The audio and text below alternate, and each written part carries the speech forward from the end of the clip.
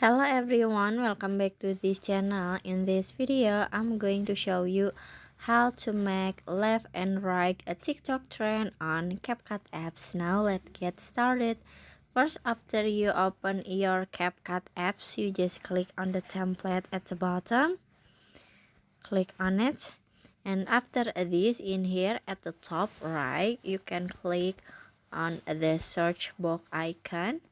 And in here you can click on the left and right like this, and in here you can see many left and right TikTok trend. In here you can see left and right TikTok trend, the template. You can choose the template that you want. I want to try to add this one. Click on it.